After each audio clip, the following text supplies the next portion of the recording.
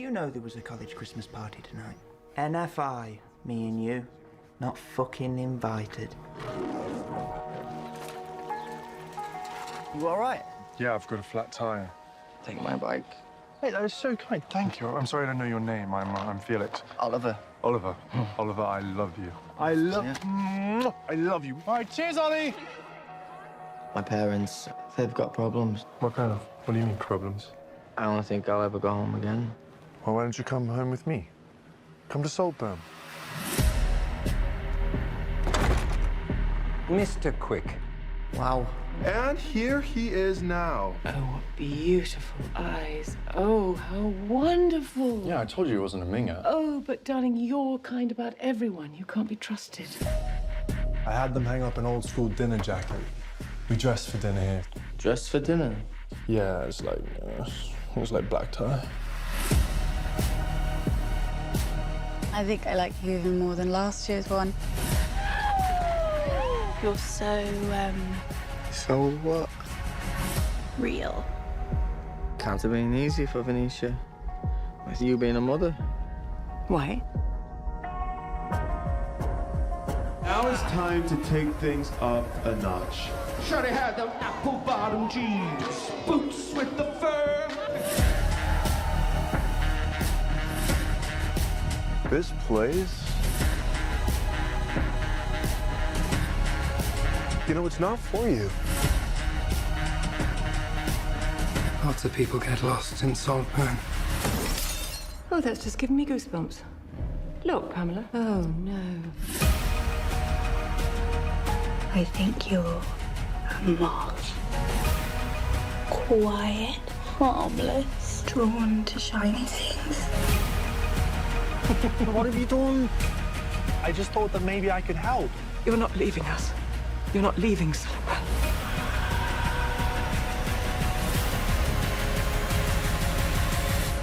I don't think I'll ever go home again.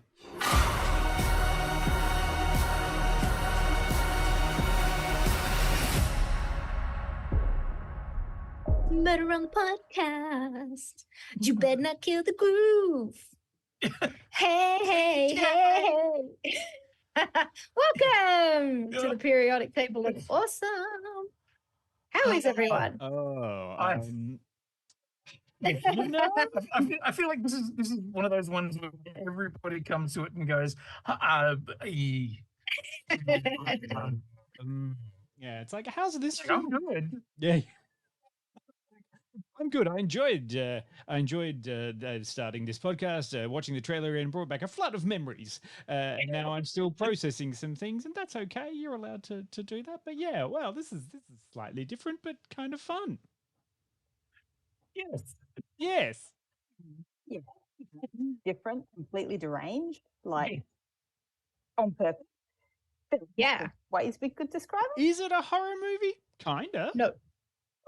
Okay. It's got its touches of gothic horror in there. What are you talking about? I'm not talking about all the things that are making people go, "Oh, clutch my pearls." You know, well, it's a different thing. I did find interesting is the way that, well, of course, as you probably all know, we have a group chat. You know, and so everybody has a group chat, and of course we have our group chat. And it was one of those things that, as each of us had watched this film, there was just a gentle little post just going, "Wow." Everybody had something that was about it. Yes. There was quite a lot of talk about this movie before Christmas, and I thought, oh, I never really got the chance to go to the cinema because December is crazy. It was too busy. And then I saw, oh my God, it's on Amazon Prime. Great. Well, I'm going to watch that on the Christmas break. And so I did. And then I was like, so, Saltburn, eh? Yeah. There was a few things that came out over Christmas which were kind of not really sleeper hits on, I think, on what I was considering it. Like, you know, I haven't seen Poor Things yet, and I want to go and see that. Oh, really do want to go around to it. And then Saltburn was one that came out, and I was like, and then like, but it's on Amazon Prime. I'm like, oh, great, you know. And finally got to see Napoleon. I'm very happy to be not talking about that. Because Good, huh? that is just a wank of a film. Yeah. Whereas this one, of auteur. yeah, it does. It has a little bit like that. Whereas this one is a different kind of a wank of a film.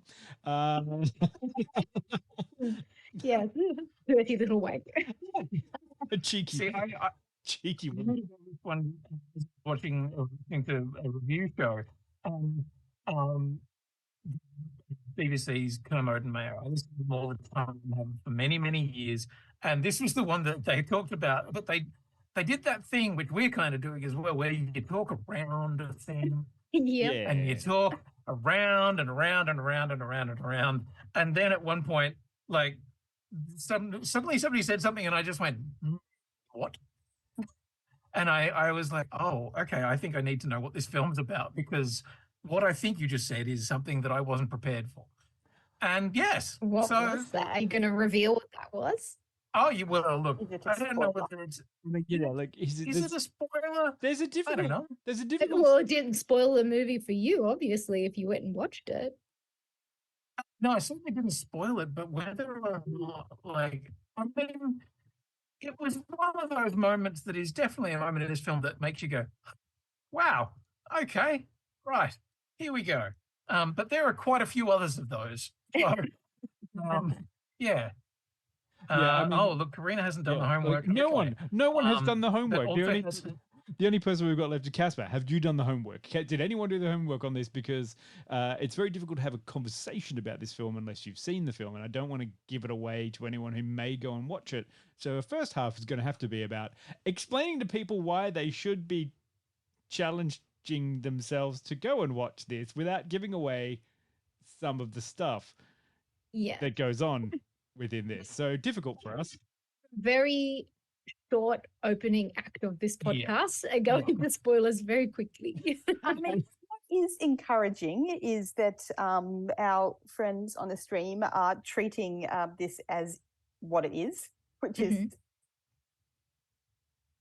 a review show and not a book club, which is how I treat it. So everyone has been able to see what we say. Sure. That's fair enough. We are happy to inform you, but we will be a little bit careful because it is the kind of thing that, I mean, enjoyment might not be the right word, but experiencing this film should just be a thing on its own. Yes. Without too much forewarning in any way.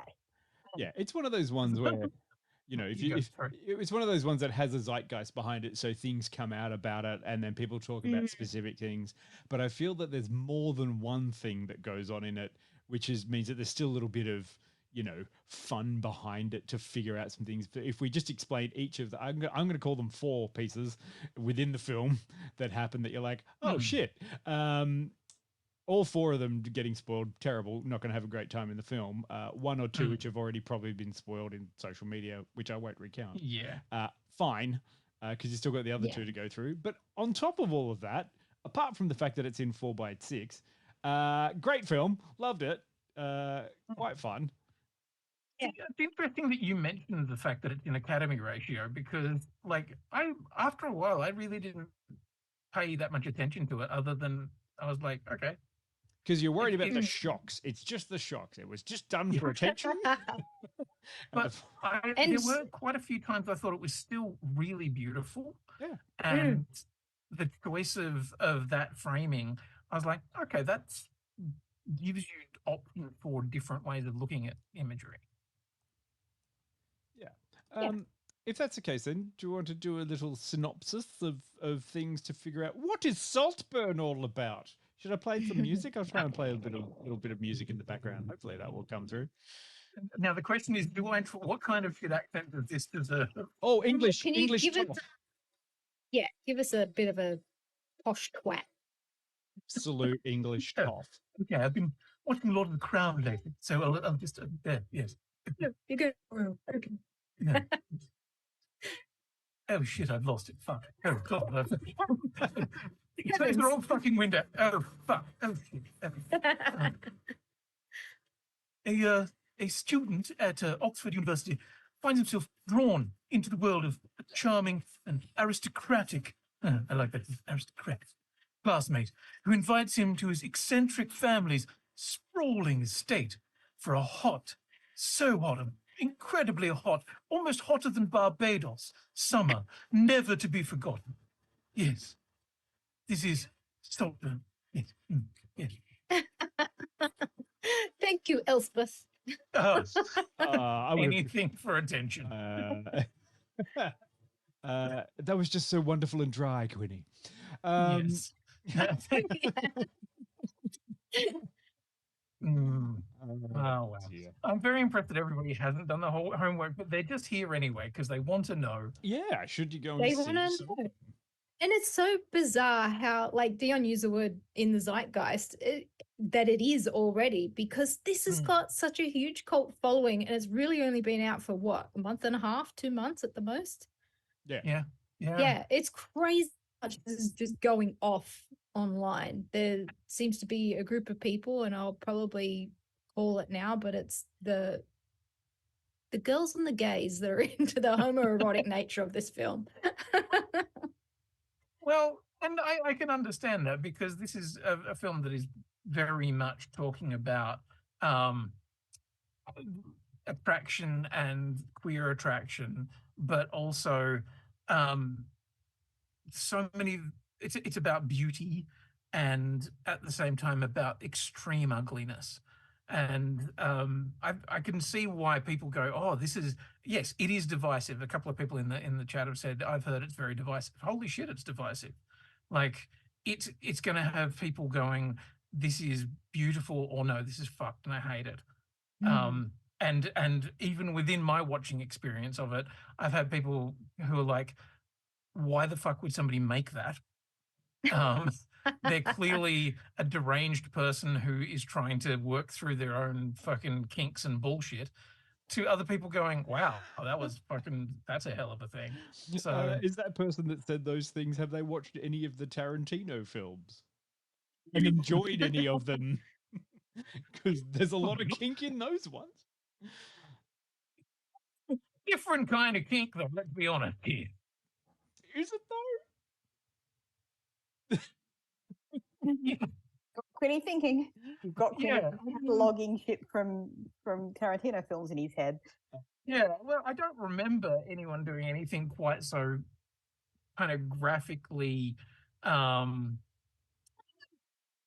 Like to tar these kinks with the vulgar brush, as opposed to Tarantino's more, I guess, straightforward down the line kind of kinks. Yeah, Tarantino's like quite into the gore, but it's a vanilla kind of erotic kink that Tarantino's into, as opposed to this.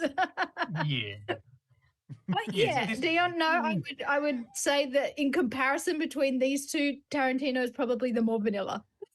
Look, I will This admit, is like some like top tier, really downright dirty stuff. Yeah.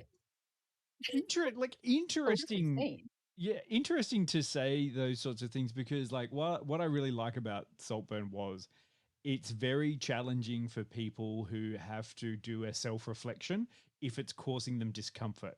But that's the intention of the filmmaker, and the intention of the scenes is to cause the viewer discomfort. Like that's a whole thing. And very hilariously, like on Sunday, I went and saw a play at the Opera House, which was very fun. And that the whole play, you're cultured. The whole play was about causing discomfort to the audience about certain narratives. And what, it was quite good. I'll put the thing in the chat. Check it out if you can. But the whole thing was about discomfort. And I was sitting there going, I just did this with a film, and now I can do this with the play. And I can sort of, so I've just been watching a lot of things that are challenging the audience's comfort level, but not in a way that is like, it's not a physical discomfort. It's like an emotional response discomfort. So this is why I'm kind of like, I advocate for Saltburn, because I'm like, that's fine. Whereas Tarantino stuff is creepy kinky. Whereas this stuff is like direct confrontational kinky. For yourself. I can say you might have read enough fan fiction if you find this film disturbing. True. Very good point. I'm intrigued for your take on this because you're our cinema aesthete, and whilst we can talk about the content and we can talk about how kinky or weird or creepy or whatever this may or may not be, I'd love to know what you thought of it from a filmmaking perspective. From a cinema aesthete perspective, it's really hard to fault it. The aesthetics are divine.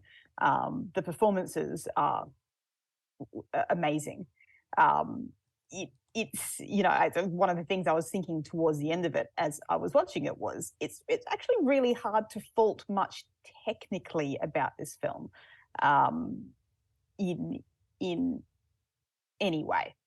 There are technical choices for sure with some of the angles and the screen ratio and that kind of thing that feels a little bit auteur, but it works in context. It just kind of is what it is. It's beautiful. The people in it are beautiful, very deliberately in context of what it is. And ugly, though. That's the great thing. Yes, that's the kind of the point. Yeah. The performances of each essentially satirical caricature of a person are each divine in their own special way. This is one of the things where all of the top quality ingredients have been used, and whether you like the taste of the dish that has resulted from that really is a matter for the individual audience member, which is I like that. Entirely the point of the film. And I think what the film is trying to achieve, it is trying to make people spit it out with the best quality ingredients it possibly can. And again, you kind of can't fault it for achieving its intentions. Sorry, did you just say the film is trying to make people spit it out? She's channeling the best Margaret and David right now. Love your metaphor and your standard thing. It's beautiful ingredient, cooked well. If you don't like the dish, it still especially if the dish wants you to spit it out.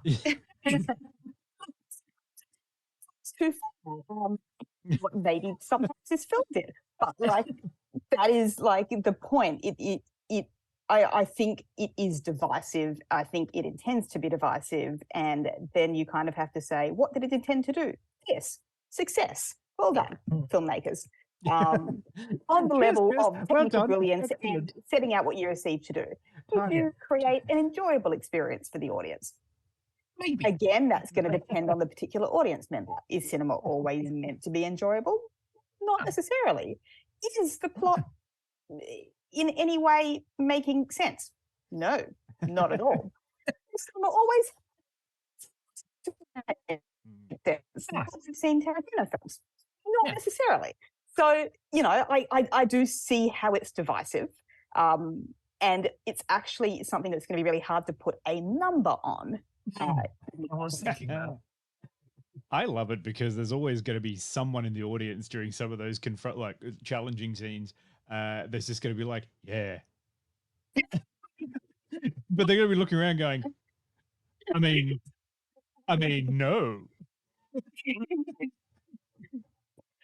See, I think back to some of the challenging, confronting films that I've watched over the years, and there have been quite a few. Like anything by Gaspar Noé, I'm like, oh, okay, right, yeah, Irreversible, and oh god, he's got a couple of others that that's really fucking tough watches. That's really tough and challenging because I found it was violence conducted upon other people within a scene, whereas this is very much in individualistic expressions where all of the one of them is a duos too, and that's not really violent. That's just more.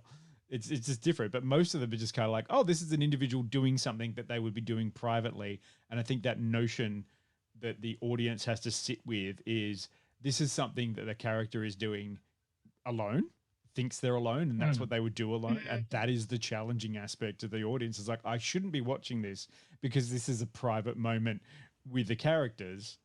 I like that you brought up that point, Dion, because I feel like there is such a voyeuristic nature to this film in the terms of like the people that are in the house. There's not just the family, but there are the butler and the maids, and everybody's kind of keeping tabs on everybody else. And there's a lot of like, you know, eyes on you at any moment in this film. And I think that kind of adds to a lot of the drama and the thrill of what's occurring throughout the film. Did you ever get that sense of like watching it, Jill, with going, am I part of the staff in it? But also we never got to see really from the staff's perspective, apart from the fact that they just way that they have done their shots, and it will be from the perspective of you are behind Oliver. So you're kind of viewing it from his perspective.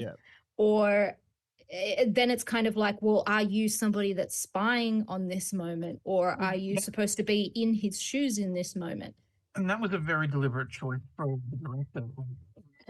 Said that the reason that she chose the particular framing, the Academy ratio, was because she wanted people to feel like they were looking in past things. She wanted the vision to be restricted so it felt like you were being a voyeur, which is perfect that you picked up on that, because that is definitely a feeling of, and there's a lot of framing throughout of looking through things or having things around the edge of frame, which very, very smart. And it has a lot to say, I think, about class and like classism and culture and wealth and like these different things, because it has this presentation of fabulous wealth and interest, like the things that happen there, but also a very clear underbelly of how dirty and grotty and terrible it is. It does that British passive aggression where it's like, you know, we're going to, you know, presume something of you, but then also like only go so far and maybe not like give you the full benefit of the doubt kind of thing, where like they dress for dinner. Oh, it's pie for dinner. Oh, but come for the week, like come for the summer, it's just gonna be casual. Oh, but we dress up for dinner. It's like, so I didn't expect that you'd have a full outfit. But then I think Felix says, oh, you've got cufflinks though. And it's like, why would anybody have that? Like, it's very particular. And I feel like it's a kind of undermining of like social class kind of thing that people do to each other. It's surprising how well everything is presented and how absolutely despicable everyone is in it, because through action, words and attitudes, it is just I kind of like that. If you want to find someone there to be nice to latch onto, to be like, who's nice in this? They're all terrible, but they're all terrible and wonderful and funny ways. Emotionally manipulative. Even Oliver.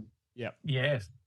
Yeah. And it's interesting because there are so many moments throughout that each person has a moment of redemption, and you think, oh, maybe.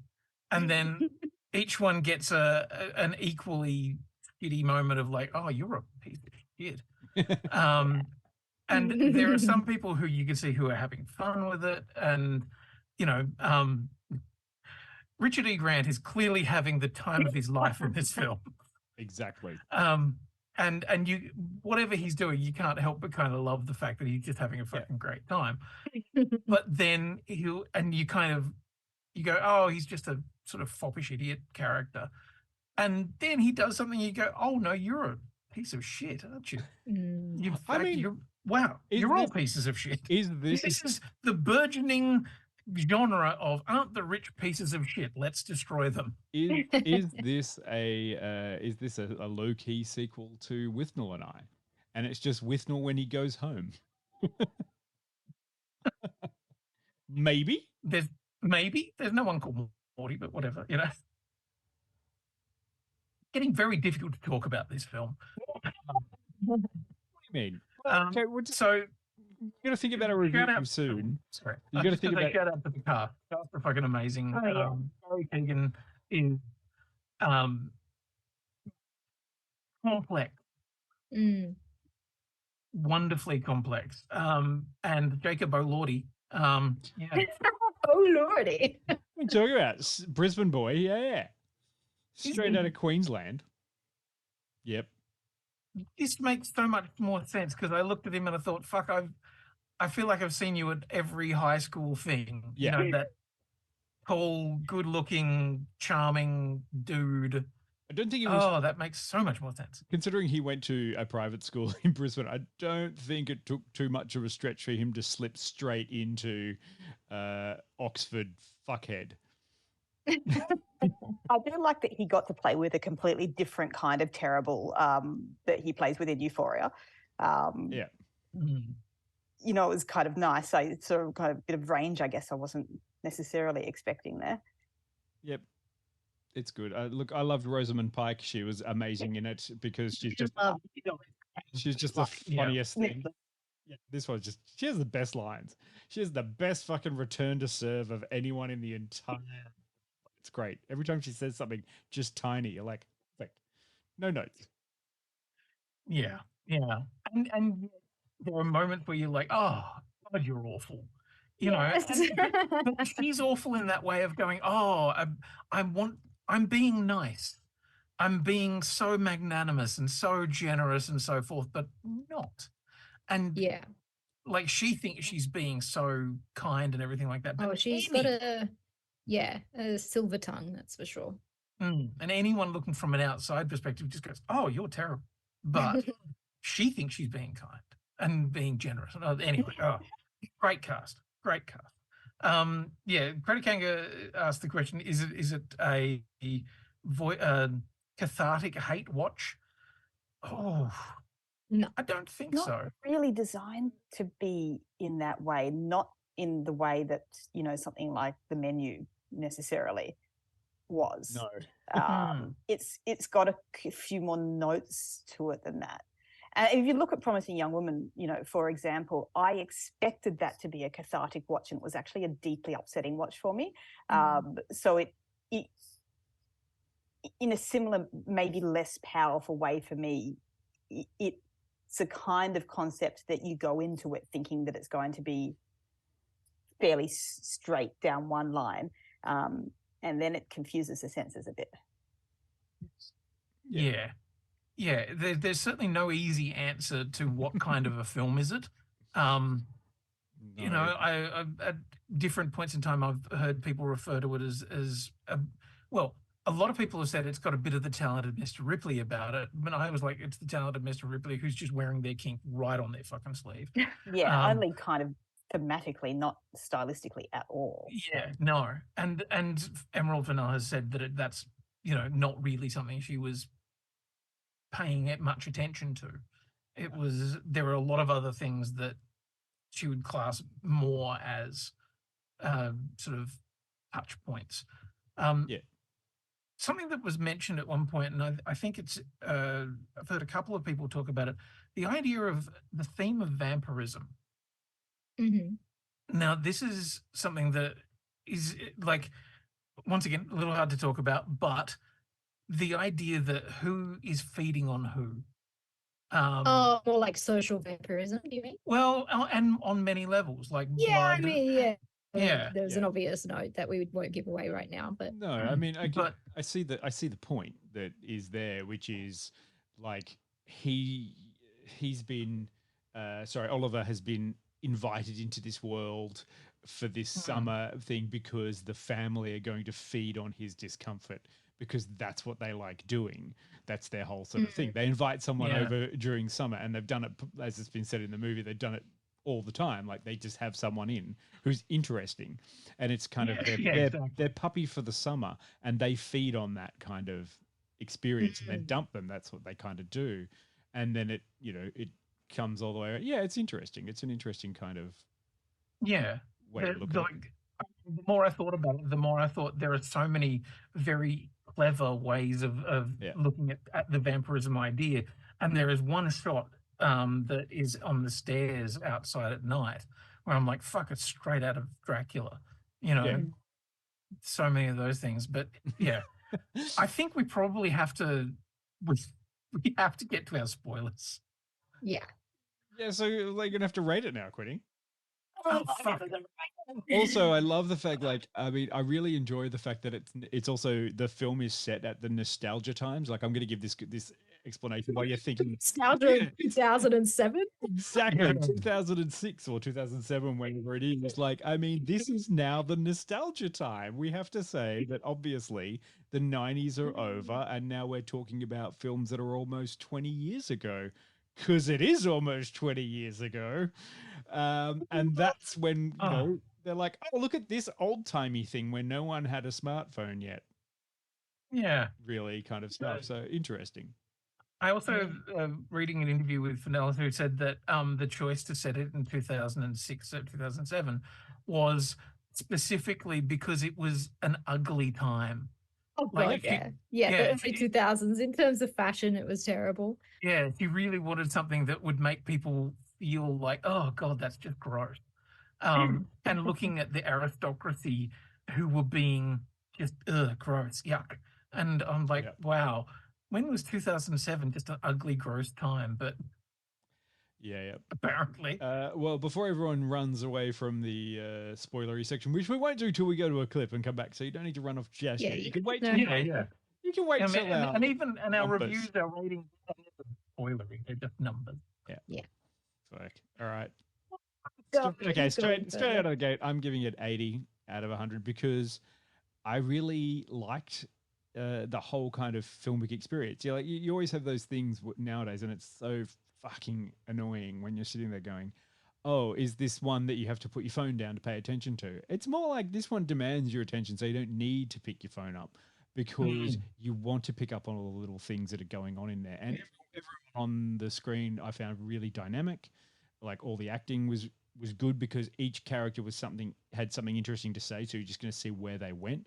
And sometimes that was the problem because you were like, oh, I'm invested now. I want to watch what's going on. Oh, no, we're going to cut away. I'll be fine. No, you're not cutting away. No, you just, okay, now I've got to deal with this.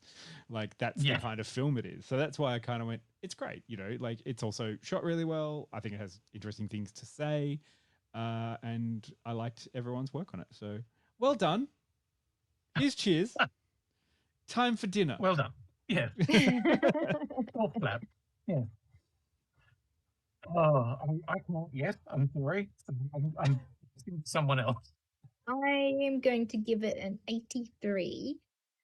I enjoyed the characters. I felt like the complexity of each one of them and the way that they do this very particular dance in like the way that they fit into society and how that kind of emotional manipulation is just so, oh God, on point. It was just chef's kiss. Like, there's a scene, I don't know if it's one of our clips, but you as the audience are witnessing Oliver tell a lie and just how particular he is in his detail is a masterclass on how to manipulate someone. And but I feel like the way that the whole Catton family manages to emotionally blackmail their guests is superb.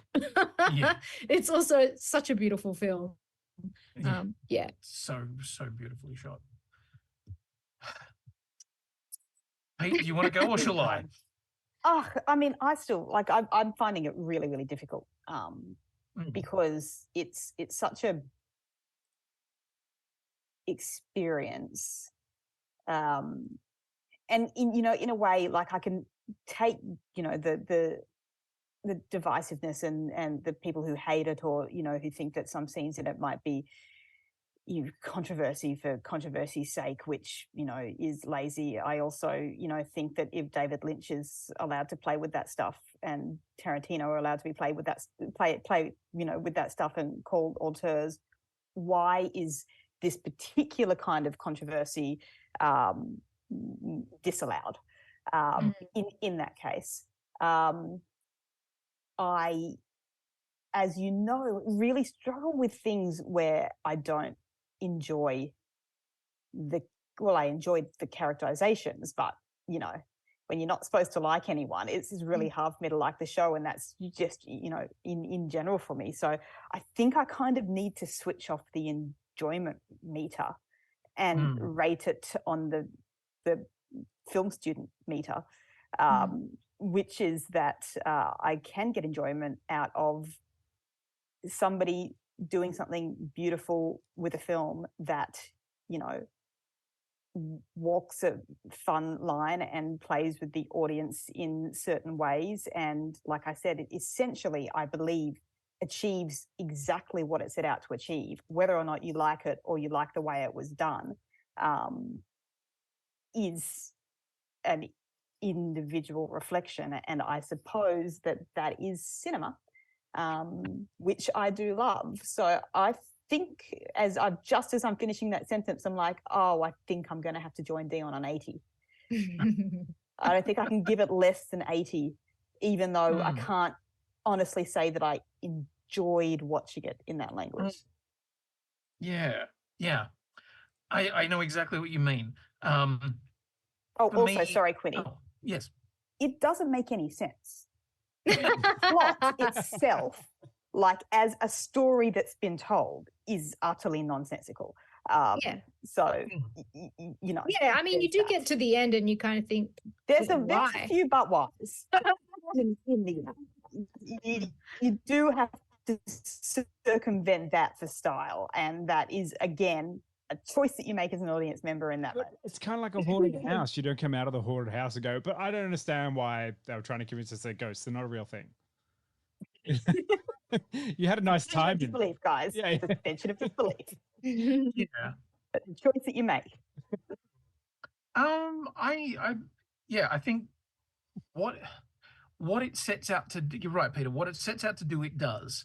And what it sets out to do is make you feel uncomfortable, make you feel a lot of really strong emotions, you know, whether it be disgust, whether it be like revulsion, or at the same time of a feeling of like jealousy or desire, or all of these things. It's really desperately wanting you to feel shit really strongly. And I think it does that remarkably well, because I don't think anyone could watch this film and go, oh, yeah, whatever.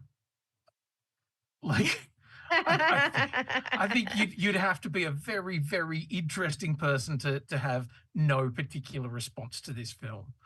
And for that, interesting. I think, sorry? You'd have to be interesting. Yeah. I'm up there with you. I think it's an 82 for me. It's like watching it with somebody who clearly wasn't enjoying it and at the end got quite angry about how much they didn't enjoy it. I found myself kind of going, why? Yeah. Why? And it was because the film wanted you to. Yeah. And wants you to spit it out. Yeah. Yeah. Exactly. Honestly, Peter, that is the best description of a beautiful ingredients cooked into a dish that doesn't want you to eat it. Yeah. And I love that. And sometimes if So there you go. you just chew and swallow it, you're like, it wasn't that bad. Actually, maybe I liked it. Maybe I'll order it again. Why am I liking So this? stop putting things in your mouth. Well, wait for the second half of this review, buddy. I'm about to get oral fixated around here. Speaking about that, the clip. We'll just go to a clip and we'll come back. It will be spoilers. So if you are intending to see it, you just want it. You've got our Later. numbers. Go later. Next time we're going to come back and actually talk about all the bits that we weren't going to say in this part. We can not talk around it now. I'll go to the clip. Which one? The when they're sitting around the dinner table talking about their other house guests that they haven't been able to get rid of, and just politely they're trying to tell her to fuck off. But go do that one, and then we'll come back. We met in rehab, so just and falling out of windows. You know. Right. Lucky escape. I suppose so. But he spoke Russian all the time, and it just sounded so romantic, and I don't know the Russian word for horse, so I sort of thought it sounded like lovely poetry. Daddy always said I'd end up at the bottom of the Thames. So far, so good. I don't know what I'd do without Elsbeth. She really saved me. Don't bang on about it, Pamela, darling. You know we're delighted to have you for however long it is you mean to stay. Forever? Oh, no, I think I might have found somewhere. Oh, well done, darling. Yeah, my cousin has a flat. Oh, that'll suit you very well, a nice little flat. It's more of a bedsit, I really. than a loved flat. living in a bedsit in my 20s. It's so freeing to live all in one room. And much less cleaning to do. Oh, but it'll be terrible when you're gone. How will I cope? Well, I could actually stay for a little bit Oh, longer. no, darling, no. You must be desperate to be rid of us and find your own place. I quite understand.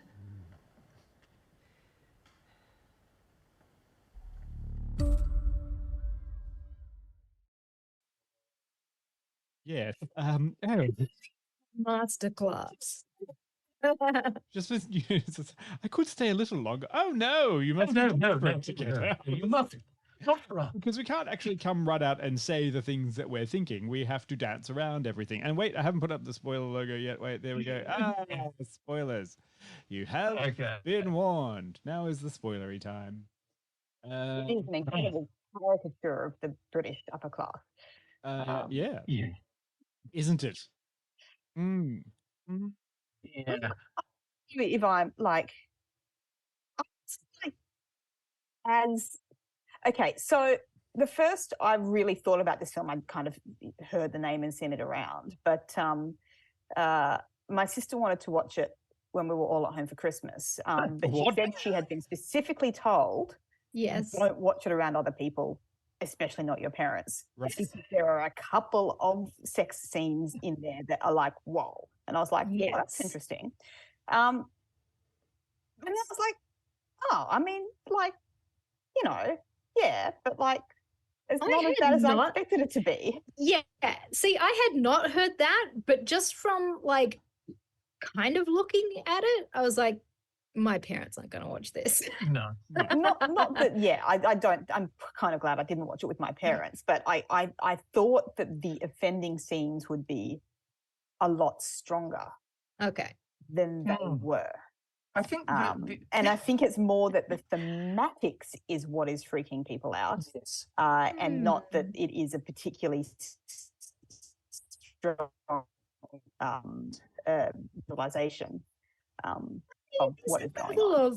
Of discomfort with what happens in the scenes that I think like parents that might try to save face would be, oh my, what are you watching? Oh no, we can't watch this. Just be like, chill, mum, just get with it. Just like the angry ones who are like, oh, that's disgusting. Yeah, exactly. I've got my parents What are you watching Doom this Patrol with me, so we are starting from like a place. Yeah, but like giant cockroaches and rats like making out on the screen is very different to the specific and like gliding into the bathtub. Yeah. All of the kinks in this film can be accomplished without the benefit of CGI.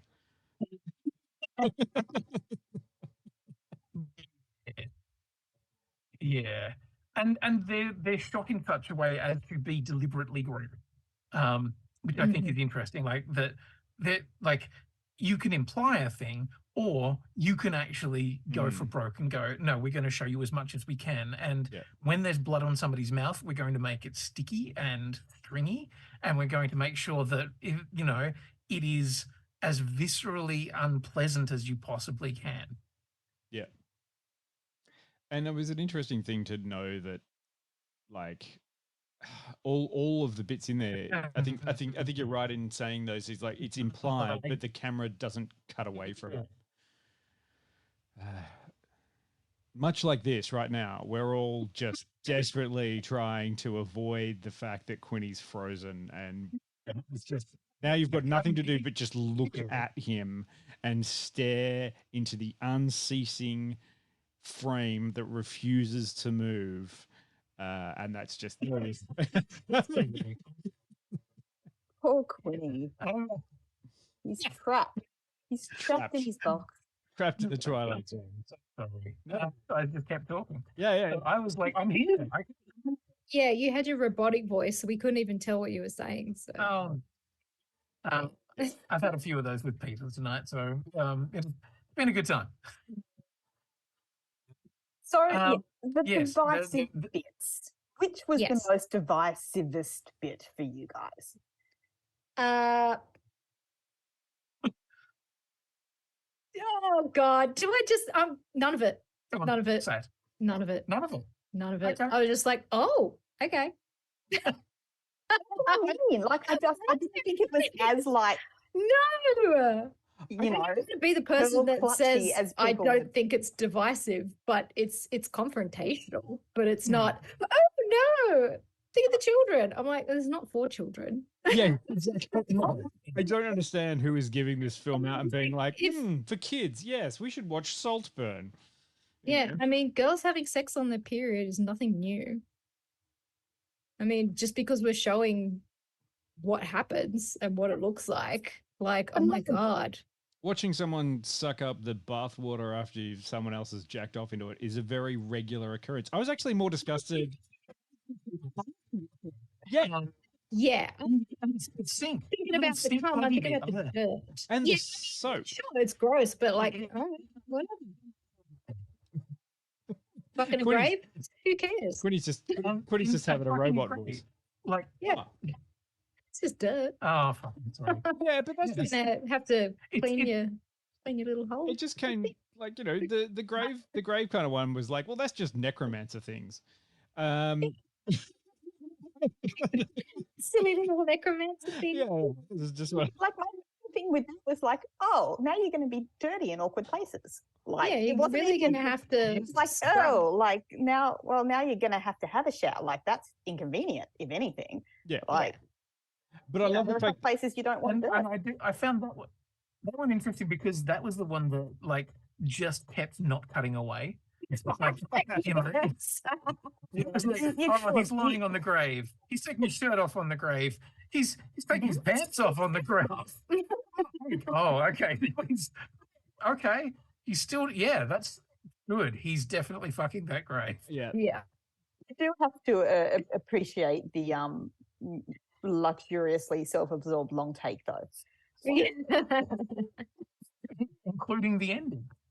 Yeah, I mean wasn't that the other one that people sort of had a problem with in the sense it was the bathtub scene, the period sex scene, period cunnilingus. Let's be honest. Then there was the fucking freshly dug grave, which is just that one's more challenging to anyone else. And then there's the whole extended long shot of Wang dancing around, taking cocaine and having a nice little time. It's like more fun controversial of anything in that's the joyous part of the movie. But there's your 4 pearl clutching moments of like, oh my God. I think the dance at the end was like a victory. I don't know why.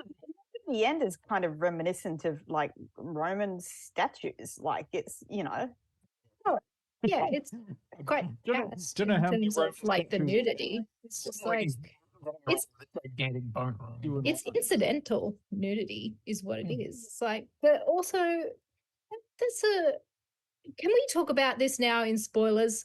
Yes. Why did Oliver kill this whole family? Because he was like the cuckoo. He got in there and he wanted that stuff, and he worked out a way of getting in and doing that. And he knew that from the time going in. Like, I want this. Yeah. And also, I love the fact that this guy, who is obviously a psychopath, but like having problems understanding he's having emotional connections to his victims that he's planning on fucking over. That's great. I also love the fact that this guy came from a normal home in a middle-class society, and I was like, yes, absolutely. There is no class distinction. He had nothing wrong with him, and yet he was still a psychopath. There is a class distinction. Why? Because he's middle class, and they are the aristocracy. And to the aristocracy, everything below them is so. Even though he's not poor, he's not from a drug, ruined household or anything like that. He is still less than them, and that is something that will always like. This is his opportunity to destroy that. Is because he knows that no matter how much he's not lower class, he's still not their class. Yeah.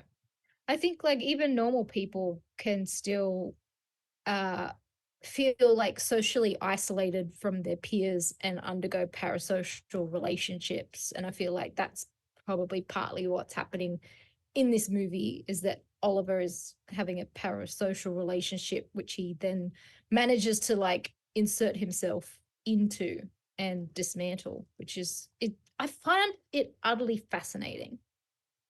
His whole journey through this movie, because it's just, why are you doing it? And I think maybe it's only just for the satisfaction of being able to do it. That's a sociopath through and through, though. Like, because I can.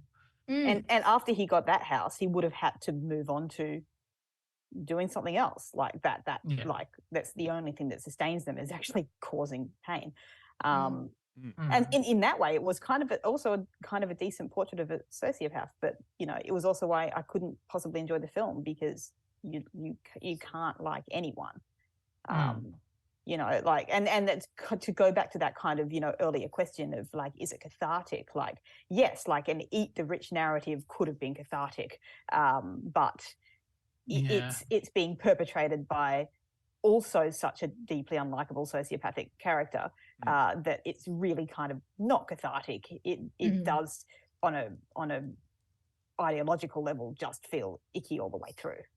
And also because him destroying them isn't for some motive of good or anything like that. It's just for the sake of destruction. Yeah. You know, it's because everything is fucked and I'm gonna hurt these people.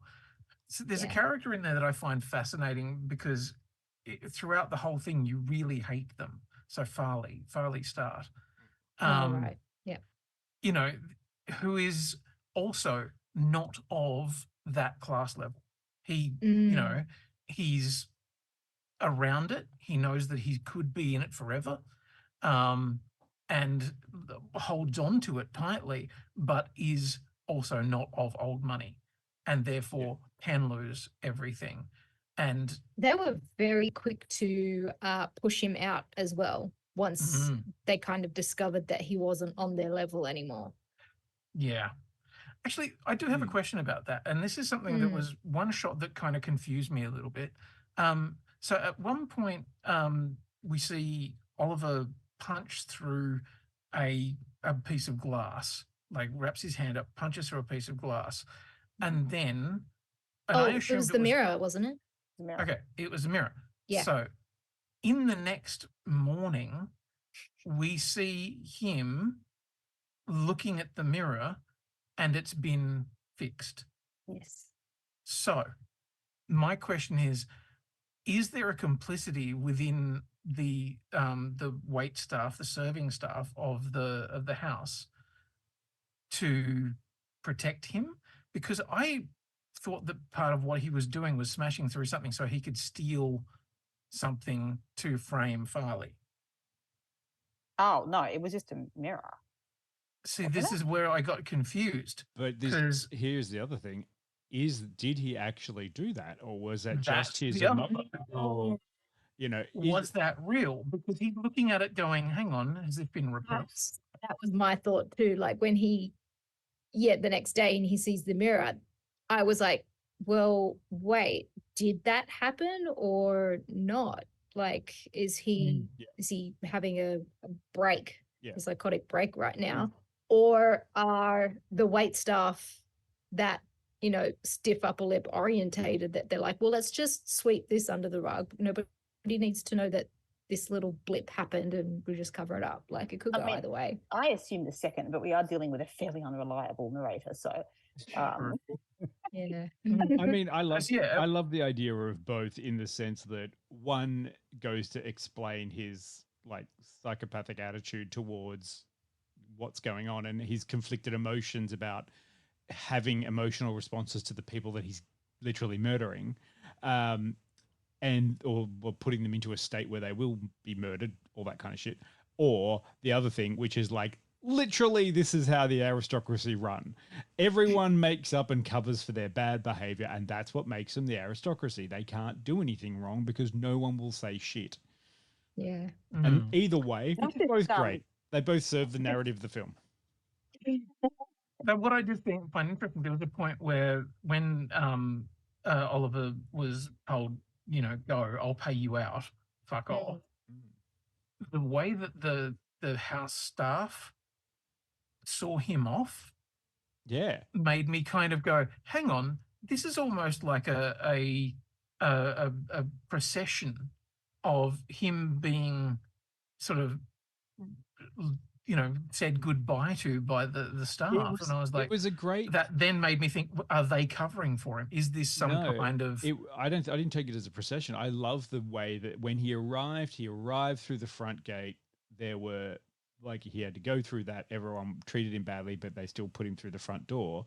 And then when he was told to fuck off, he went out through the servants' entrance. They all sat around. They were all having someone that was smoking cigarettes, all that kind of stuff. No, you're no longer someone we have to do things for anymore. And I thought it was just a great example of kind of no, you're on the outer now. You've been removed from everyone who's been covering you and doing your bidding for the last months and months and months or weeks or whatever it was. That's how I took it. I looked at him they were just nah, you're still one of us, mate. Fuck off kind of thing. Yeah. Drag your own bag. No one's going to lift a finger to help you anymore. Yeah. That's it. Yeah. No, you're probably I think it's right, also probably supposed to be reminiscent of that old kind of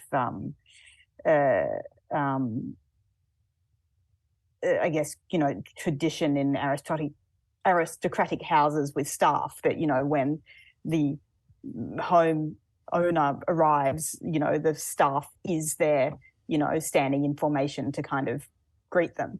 And so you've got all of the staff kind of out the back, but instead of kind of standing in a respectful formation, they're quite the opposite. It just felt like a mirror of that to me.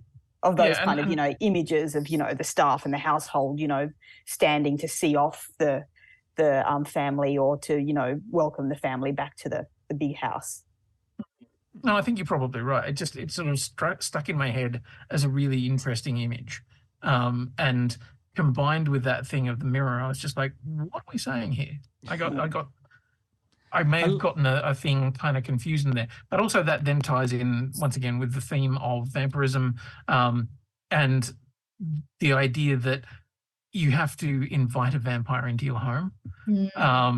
And whilst, we talk about the aristocracy as being, vampires feeding off him, turns out he's the one feeding off them. Yeah. I mean, I love the fact that we've talked about this in the spoiler section, and once we got past the acknowledgement of the creepy bits, now we're just like, oh, look at all this other symbolism that's in the film. It's quite good, and remind me a bit of Parasite as well. Just different when you're talking about vampirism, and this is a Parasite.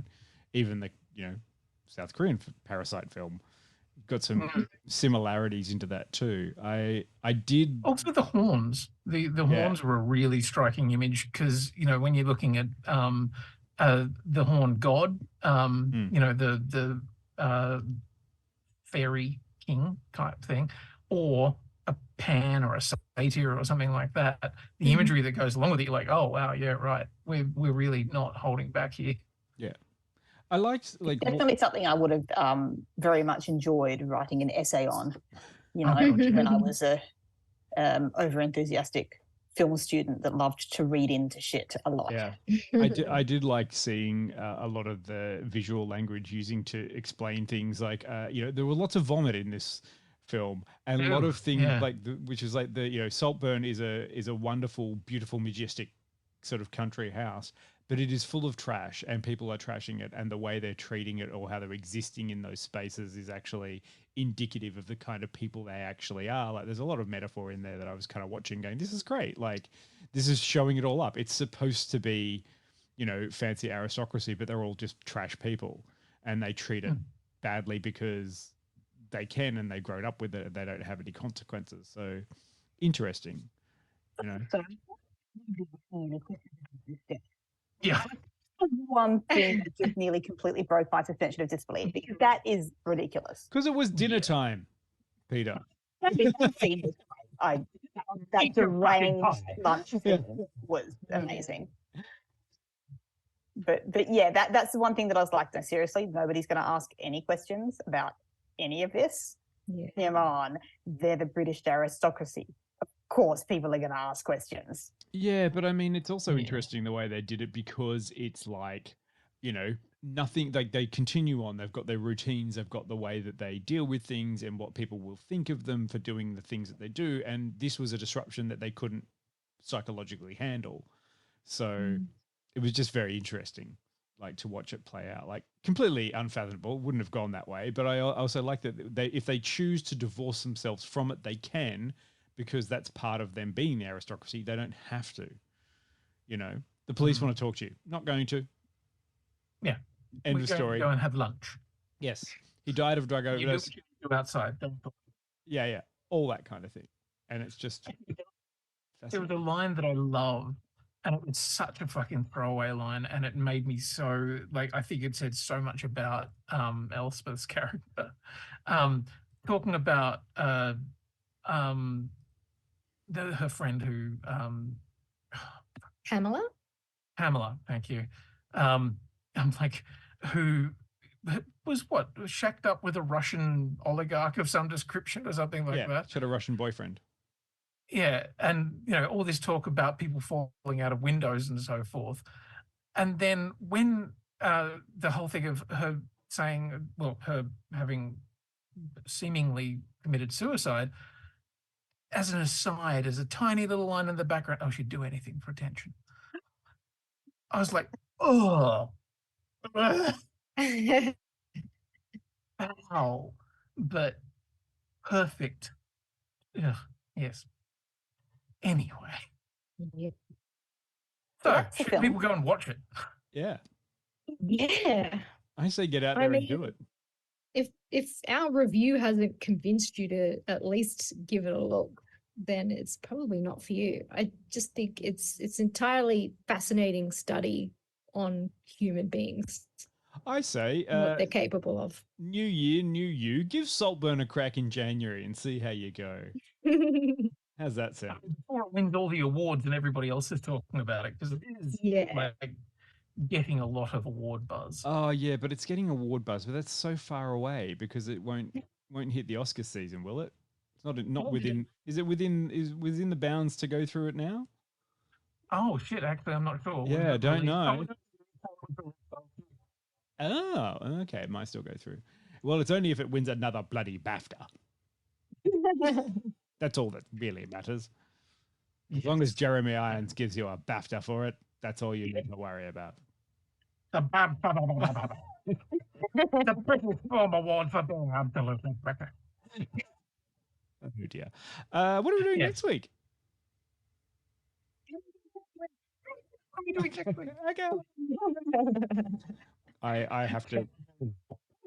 It's only 5 episodes. Oh, that makes me feel better. Is that a full? Yeah, but they're very long episodes. They're not. They're 45-minute episodes. Yeah, and some of them significantly less. I think there's a couple that are 30-something. Yeah. I watched the first very episode. doable. I watched the first episode today, and I was quite excited for one part, and then I was like, oh. I know exactly what you're talking about. I did the thing too, and then Oh, that's awesome! And then it was like, oh no. In one evening, like it was quite quick to watch. I think 2 days, but yeah, I planned through it pretty quickly. Yes, you will have no problems with it, Pete. Yeah. All right. I Hope so. can do that for you guys this week. Yeah. Oh, And the thank beautiful you. thing about watching Echo is you can put your phone down because you're gonna miss all of the signing if you're looking at your phone. Yeah, it is almost impossible to do. Oh, and also, I don't know whether it was just my internet or whatever, but some of the subtitling was shithouse. Like, I don't know whether it was just because the stream was dropping quality here and there, but occasionally, like, it had just not subtitle some of the ASL, and I'm like, oh, for fuck's sake. I think that's probably definitely a you problem. Yeah. Okay. That sounds like an internet problem for Quinny. Of which I have many. Yes. 99 problems, and most of them are the internet. Oh, dear. That's okay. You can fix it. Oh my God. Yes, you can. And then we've got The Boy Who Lived. Also taking suggestions for February. anyone out there, anyone in the chat or anyone who's listening to the podcast, send us in an email, message, go on the Facebook, tell us what we should watch in February. February's coming up. All sorts of things. Yep. I watched the Artful Dodger, and that's an interesting one. Yeah. Casper Maybe with it's Smallville. Period drama like me. Casper coming in with Smallville. Come on, mate.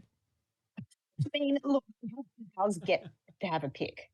Oh, yeah. Quite a commitment. Yeah. Reacher, I'd be on board for you. I haven't enjoyed the second season. I was going to say that. Just And a coming lot out. of people have said the same. Yeah, You know what? I'm even going to go there. It differs from the book. Well, I'm watching it. I'm like, I don't remember this happening. I don't remember this bit. yeah. Well, much like my watching the what was it, the lessons in chemistry, going, this is like the book. It's not right. Okay, fair enough. Yeah. Yeah, I think a lot of people love season 1 of Reacher. Like it was very popular, and then I've seen a few op-eds about what happened at season 2. It's just kind of drag. Mind it. It's fine. They've already starting season 3, so they haven't revealed what book it's based on yet. So I'm excited to find out which one though. Yeah, to talk slow horses. I want to, but I haven't watched enough of it. I'm about to start season 3. Is it season 3? Season 3 is one that just dropped. Yeah. Yeah. Season, and they're pretty good, pretty tight. Gary Oldman's just amazing. Gary Oldman. He should get another BAFTA. Put it in his collection. Although True Detective season 4 has come out, and it does mark the return, or actually the first thing Jodie Foster has done on TV in 17 years or something like that. Looking forward to that. I was like, oh my God. Final episode of season 5 of Fargo to watch tonight. So I've heard that. That's been good. That's just gotten good. And I finished For All Mankind season 4 last night. Well, I haven't even started. Oh, just the tension, Peter. The tension. Yeah. It is off the Richter. It was a heady finale, that is for sure. Finale. I'm loving the fact that that's a show that we reviewed however long ago, and now people are going, oh, actually, that's a show that's building an audience as it goes. I think, which is a nice thing. Also, it's on Apple, and I love that Apple aren't like, fuck, we're just going to cancel it. Hey, you like something? It's cancelled. Well, they do that occasionally. Let's not be. They're not the savior of every television programming. If you say C, I'm going to punch you. Oh, Tari finally watched Our Flag Means Death, but they axed it. I'm so devo. Was that Fox? Yeah, Pirates. Who was making that? Was it Fox? It's a HBO one, yeah. Oh, sad. Yeah, but then again, the story kind of could end there. It's okay. A little bit, yeah. Yeah. Still, I want gay pirates. All right.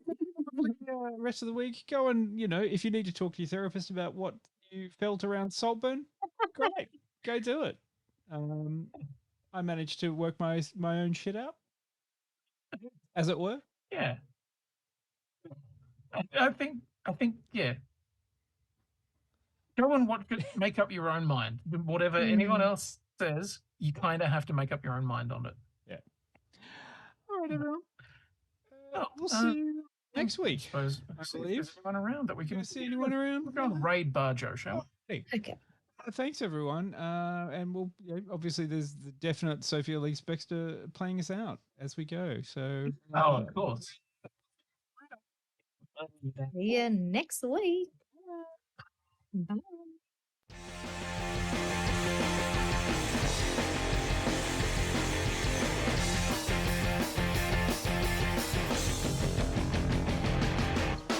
I wanna live in a world full of heroes, not sit here counting zeros in a cubicle downtown.